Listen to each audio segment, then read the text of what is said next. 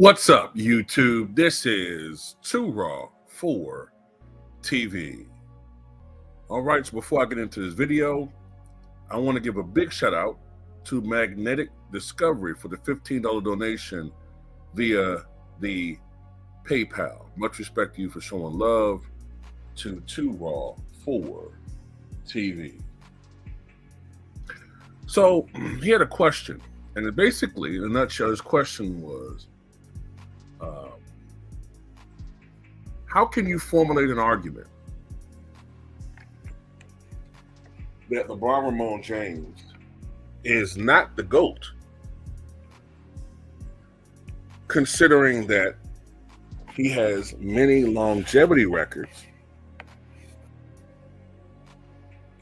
and in some ways superior stats to those of, say, Michael Jordan? How can you make an argument that he's not the GOAT? And to me, it's rather easy. And whenever I try to explain these things, I love to bring up Emmitt Smith. Emmitt Smith, of course, is the Hall of Fame running back that played, I believe he played something like, was it 16 years in the NFL? 15 years, I think.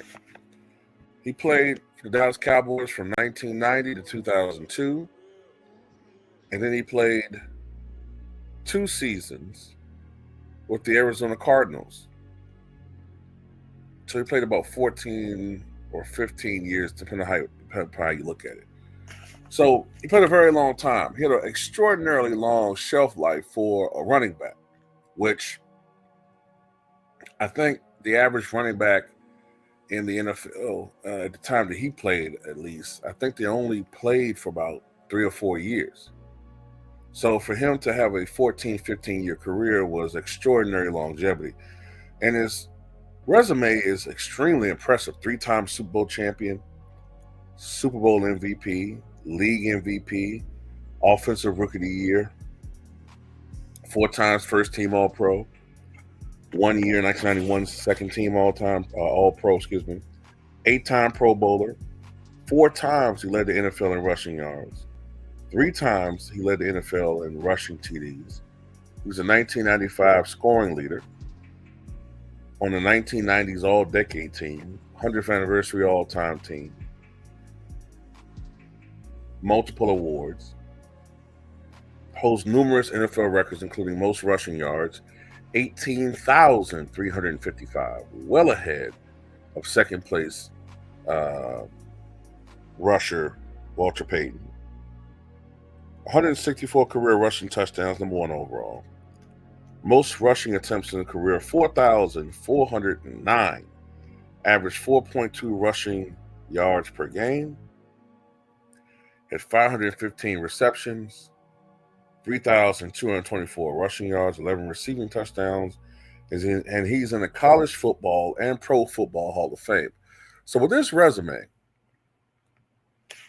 you have to ask yourself, why is he not considered at least a candidate for one of the greatest, if not the greatest, football player of all time? Matter of fact, not only is Emmitt Smith not considered one of the GOATs, he's not generally considered one of the GOAT running backs for his position. Matter of fact, not only is he usually not in people's top 5 at running back, a lot of times he's not even in people's top 10. And so the stat 304s of today would be like, well, how is that possible? How? Well, because I hate to put it like this, youngins, but we were just more intelligent as fans back in the day. Don't get me wrong, we knew Emmitt Smith was great, but we knew that there's a difference between an Emmitt Smith and, say, a Jim Brown or a Walter Payton or an Earl Campbell or a Barry Sanders. There's a difference. Emmitt Smith was a great running back. Um, as far as the mechanics, as far as his drive, his heart, um, how hard he worked, you never questioned that. But there's just a difference. And that's why stats can't tell the whole story, ladies and gentlemen. It just can't. The eye test is needed. You have to be able to watch these guys play. Or at the very least, if you were young, do your research and look at the footage, and also listen to the contemporaries. Listen to those who played against these people, and also the players who were able to play, luckily, against them and some other greats. And Jim Brown was an absolute monster. Jim Brown should be in the conversation for greatest football player of all time. Jim Brown was a combination of all things: power, speed, explosiveness. He ran over people. Earl Campbell ran over people. Barry Sanders was like a jitterbug out there. I mean, the guy was just as fast backing up as he was moving forward. I mean, I've never seen a running back move like like Barry Sanders, who, by the way, played in the same era with Emmitt Smith and overshadowed him. There was no question about who was better. Walter Payton, who's also in the conversation for greatest greatest football player of all time. Walter Payton had the heart of 10 lions. He was not a big man. He didn't run out of bounds. He clawed and scratched and fought and bit and gritted out for every fucking yard he got. There's just different levels to this, ladies and gentlemen. So stats mean a lot, but they don't tell the whole story. If you watch Michael Jeffrey Jordan play, if you watch Larry Bird play, if you watch Magic Johnson play, if you watched, those of you who are still fortunate to be here, if you watch Wilt Chamberlain play, there's just a difference. LeBron James is a really good player. He's been fortunate to be blessed with extreme health. He's been blessed to have played in an era that is very friendly as far as lack of physicality, an offensively friendly era. I would argue that he benefits from many of the same things that Tom Brady benefited from.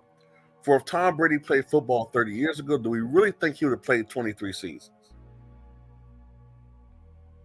If LeBron James played 25 years ago, do we really believe he'll be playing his 22nd season? No. I would have him limping it to his 17th and 18th seasons, because he doesn't have to deal with the physicality that Michael Jordan did. He doesn't have to deal with the trees. By that I mean the big men that Michael Jordan had to deal with. Michael Jordan couldn't just drive to the basket like these guys do. Do you really think that Steph Curry and Ja Morant and these guys could have drove to the basket as with the frequencies that some of them do, especially LeBron James? Do you really think he could have got away with that if this was Circa 1993 and you have to deal with Olajuwon and Shaq and Patrick Ewing and David Robinson and Mark Eaton, Dikembe Mutombo?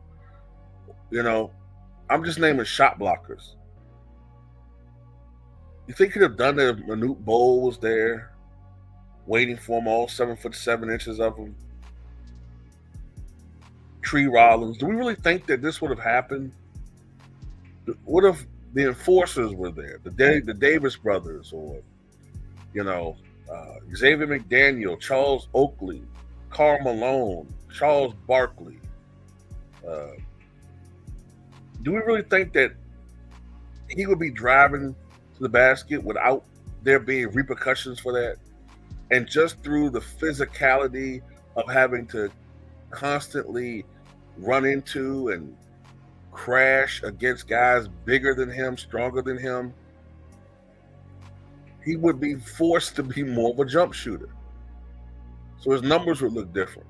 His field goal percentage would be lower. And just through sheer attrition, injuries would begin to pile up. Back in those days, it was amazing for a guy to play 16, 17 years. Not to mention the fact that guys were expected to at least complete 2 to 3 years of college back then.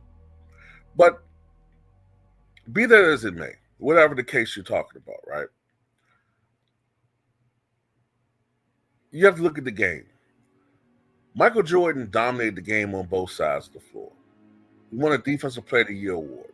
He won 3 scoring titles. LeBron James hasn't really played consistent defense since at least the bubble. And he hasn't been what I would call a consistently good defender since his Miami Heat days. You cannot be considered in that echelon, in my opinion, unless you dominate on both sides of the ball. And he doesn't.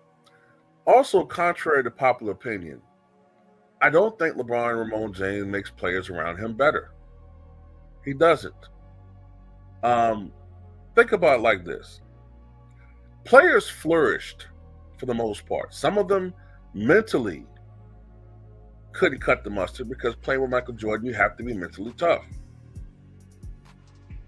But despite the fact that Michael Jordan #1 all-time in points per game, he was not what I would call a selfish player.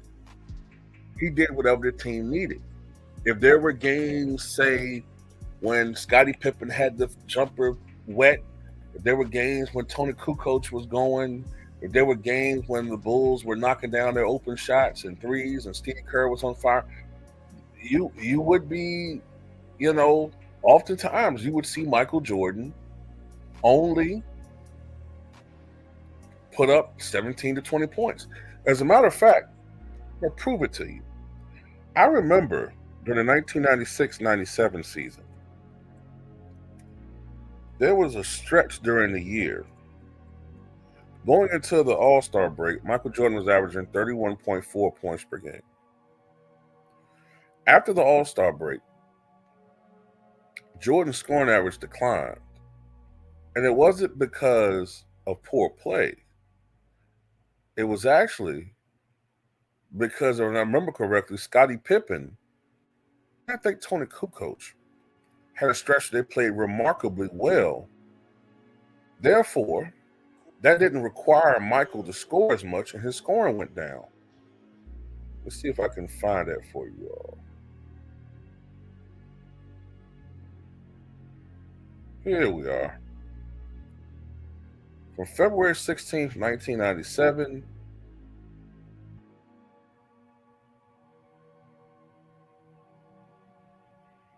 through March 27th, 1997. Michael Jordan averaged 27.7 points, 6 rebounds, 5 assists, which was a lot for him considering that playing in triangle offense at that point in time, he didn't really have the ball in his hand that much.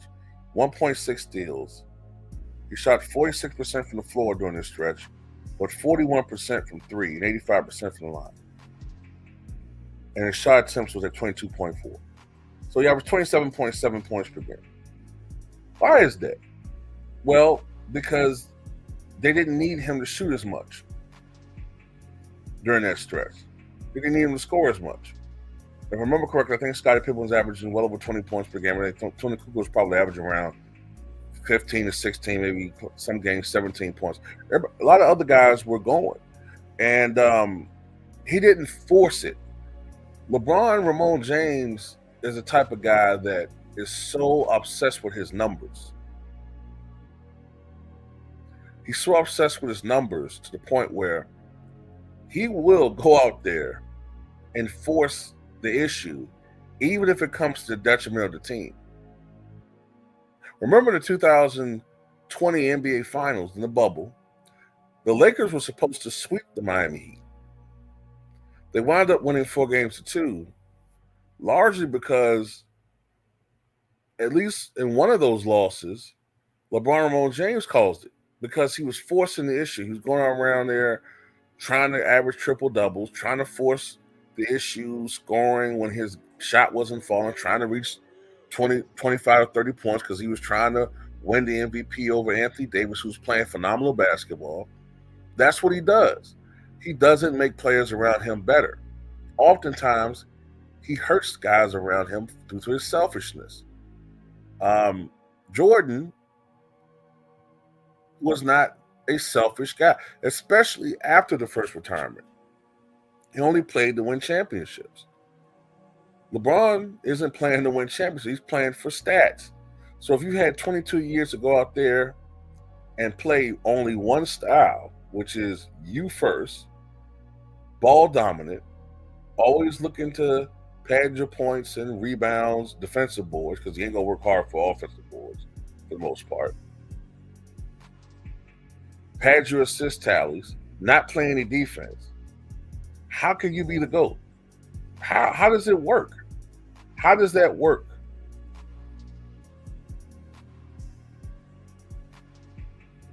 If it's all about stats, Robert Parrish, right, who played 21 years, Robert Parrish is a greater center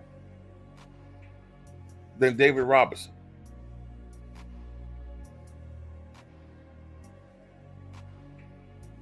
If it's all about stats, Robert Parrish is a better scorer than Bernard King.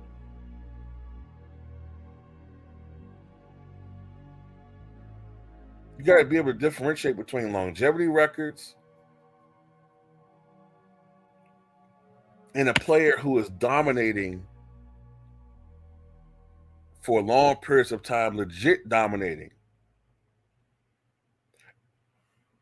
Was there any time in LeBron James's career, was there any time you could really pinpoint and say that he was ever, without a doubt, the best player in the NBA? There was a stretch in the mid-'80s where you could say Larry Bird was the best player in the NBA. There was a stretch in Michael Jordan's career, a long stretch. I would say after 1990, really 1991, whenever he was playing, where he was the best player in the NBA. There was a stretch in the late 80s where you could say Magic Johnson was the best player in the NBA. There was a long stretch in the 70s where Kareem Abdul-Jabbar was the best player in the NBA. There were stretches in the 60s where Wilt Chamberlain was the best player in the NBA. I cannot say definitively there was any stretch where LeBron was definitively the best player in the NBA. I can't say that. Kobe Bryant was considered the best player of the late 2000s into the early 2000 teams. Maybe you could give LeBron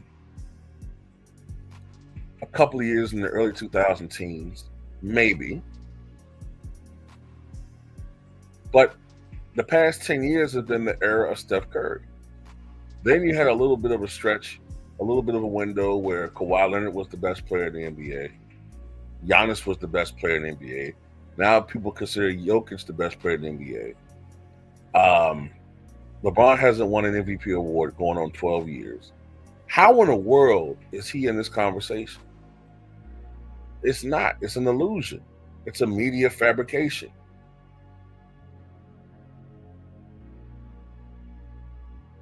The guy's in his 22nd season, and he's still chasing the guy that retired over 20 years ago.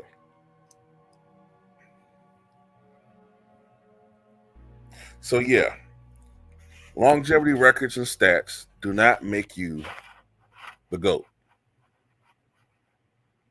They don't. That's not the case with Emmitt Smith. And Emmitt Smith played on one of the greatest franchises in the history of sports, the Dallas Cowboys. But NFL fans have enough sense to know that Emmitt Smith is not in that category. He's phenomenal. He's great, but he's not the GOAT.